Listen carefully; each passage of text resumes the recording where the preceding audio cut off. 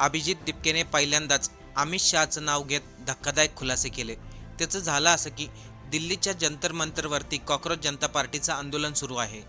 हे आंदोलन 20 जूनपासून चालू आहे. पण या आंदोलनादरम्यान अशा काही घटना घडल्यात ज्यामुळे अभिजित दिपकेने अमित शहाचं नाव घेत, दिल्ली पोलिसांचं नाव घेत आंदोलनामध्ये घडलेल्या काही धक्कादायक गोष्टी सांगितल्यात. नेमकं असं काय घडलंय, अभिजित दिपकेने अमित शहाचं नाव का घेतलंय, चला सविस्तर आपण या व्हिडिओमधून पाहूया. त्या अगोदर आपण चॅनलवरती नवीन असाल तर सबस्क्राईब नक्की करा. बघा, कॉक्रोच जनता पार्टीचं आंदोलन हे 6 जूनला झालं होतं. ते आंदोलनाची पहिल्या दिवसाची सुरुवात होती. त्या दिवशी देखील कॉक्रोच पार्टीच्या सदस्यांनी अभिजित दिपकेने शिक्षण मंत्री धर्मेंद्र प्रधान यांचा राजीनामा मागितला होता. त्या आंदोलनामध्ये अभिजित दिपकेने सांगितलं होतं, जर शिक्षण मंत्री धर्मेंद्र प्रधान राजीनामा देत असतील तर आम्ही पुढे आंदोलन करणार नाही. पण केंद्र सरकारची भूमिका बघा, शिक्षण मंत्री असलेले धर्मेंद्र प्रधान यांचा राजीनामा घ्यायचा तर सोडा, त्याच्यावरती एक वक्तव्यही बोललं गेलं नाही. त्यामुळे कॉक्रोच पार्टीने देशभरातील वेगवेगळ्या शहरामध्ये आंदोलन चालू केलं. नागपूरमध्ये आंदोलन झालं, पुण्यामध्ये झालं, पंजाबमध्ये झालं, राजस्थानमध्ये झालं आणि आता पुन्हा एकदा दिल्लीमध्ये आंदोलन चालू आहे. हे 20 जूनपासून आंदोलन चालू आहे. तरी देखील केंद्र सरकार मात्र याकडे अजिबात लक्ष देत नाहीये. पण याच 5 दिवसापासून चालू असलेल्या आंदोलनामध्ये काही धक्कादायक घटना घडल्यात. त्याबद्दल अभिजित दिपकेने सविस्तर सांगितलं. आता ऐका अभिजित दिपके नेमकं काय म्हणतोय. अभिजित दिपकेने मोबाईलमध्ये एक व्हिडिओ रेकॉर्डिंग ऐकवली. त्या व्हिडिओमधील काही व्यक्ती म्हणतात, आम्ही कॉक्रोच जनता पार्टीच्या सदस्यांना मारणार, आज मारून आलंय, उद्या पुन्हाही मारणार. जयपूरमध्ये जेव्हा कॉक्रोच पार्टीचं आंदोलन चालू होतं तेव्हा अभिजित दिपकेला तिथे काही लोकांनी मारलं होतं. त्यावेळेस पोलिसांनी त्यांना अटक केलं आणि संध्याकाळी 5 वाजता पुन्हा सोडून दिलं होतं. आता जंतर मंतरवरती आंदोलन चालू आहे तर अभिजित दिपके आणि कॉक्रोच सदस्यांना धमक्या येत आहेत. यावरती अभिजित दिपके म्हणतोय, हा प्रश्न धमकीचा नाहीये, कायदा आणि सुव्यवस्थेला डायरेक्ट चॅलेंज केला आहे. यावरती अभिजित दिपके म्हणतोय, जे लोक आम्हाला मारतायत, जे लोक आम्हाला धमक्या देतात, पोलीस त्यांच्याबद्दल कोणतीही कारवाई करत नाही आणि त्यांना पकडलं तरी 1-2 तासामध्ये सोडून दिलं जात आहे. दिल्ली पोलिसांवरती अभिजित दिपकेने गंभीर प्रश्न उपस्थित केला. म्हणजे जे लोक आम्हाला धमक्या देत आहेत, जे लोक आम्हाला मारत आहे, त्यांना एवढी गॅरंटी आहे ते काही तासातच बाहेर येतील. मग याला जबाबदार कोण? त्या लोकांना पाठिंबा कोण देतंय? पोलीस शांत का बसलेले आहे? पोलीस त्यांच्यावरती कारवाई का करत नाही? अभिजित दिपकेने सांगितलं, आमच्या आंदोलनामध्ये विजेता दया नावाचा व्यक्ती आहे. त्या व्यक्तीचं नाव घेऊन आम्हाला धमकी येत आहे.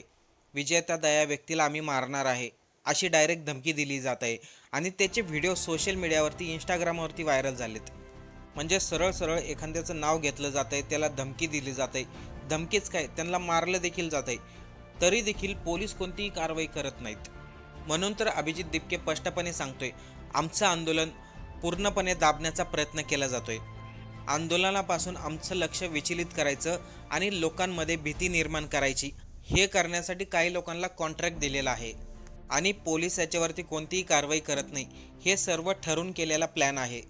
एवढंच नाही तर अभिजित दिपकेने आणखीन काही खुलासे केलेत. सर्वांनी सविस्तर ऐका.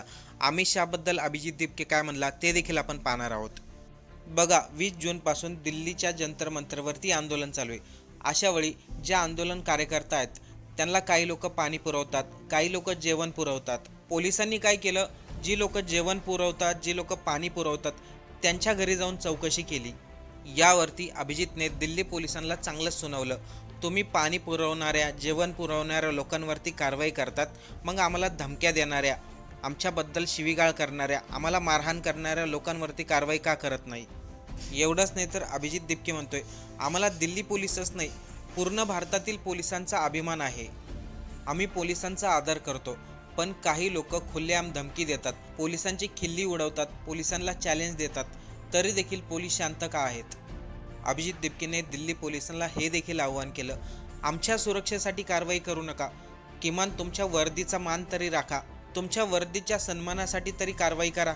यानंतर अभिजित दिपकेने अमित शहा यांचे नाव घेत सांगितलं, दिल्ली पोलीस हे केंद्रीय गृहमंत्री असलेले अमित शहा यांच्या अध्यक्षतेखाली काम करतात. त्यामुळे आता लोकांच्या मनामध्ये प्रश्न निर्माण झालाय. सर्व कॉक्रोच सदस्य आहेत, सर्व तरुण आहेत आणि दिल्लीच्या जंतर मंतरवरती आंदोलन चालू आहे. अशा वेळी धमकी देणाऱ्या लोकांना, मारहाण करणाऱ्या लोकांवरती कारवाई झाली नाही तर याच्या पाठीमागे नक्कीच राजकीय संरक्षण असेल. म्हणूनच त्या लोकांवरती कारवाई केली जात नाहीये. दिल्लीच्या जंतर मंतरवरती आंदोलनासाठी जे लोक सहभागी झालेत त्यांना घाबरवण्यासाठी, आंदोलन कमकुवत करण्यासाठी वेगवेगळ्या प्रकारच्या रणनीती वापरल्या जात आहे. आंदोलनामधील लोकांना लक्ष्य करणं, सोशल मीडियावरती त्यांची प्रतिमा खराब करणं आणि सर्वात महत्त्वाचं म्हणजे हिंसेचे वातावरण तयार करणं, ही पूर्णपणे प्लॅनिंग केलेली रणनीती दिसते. फिर से सुनिए ये क्या कह रहा है. और जितने लोग लगातार कंटिन्यू कर रहे हो ना, एक से एक करके गेम बज रहा है सबका और बजते रहेगा.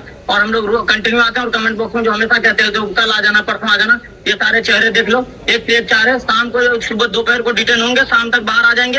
अगले दिन तुम्हारा फील्डिंग फिर सेट करेंगे. विजेता भैया अभिजीत दिप्के. अरे शर्म करो दिल्ली पुलिस वालों.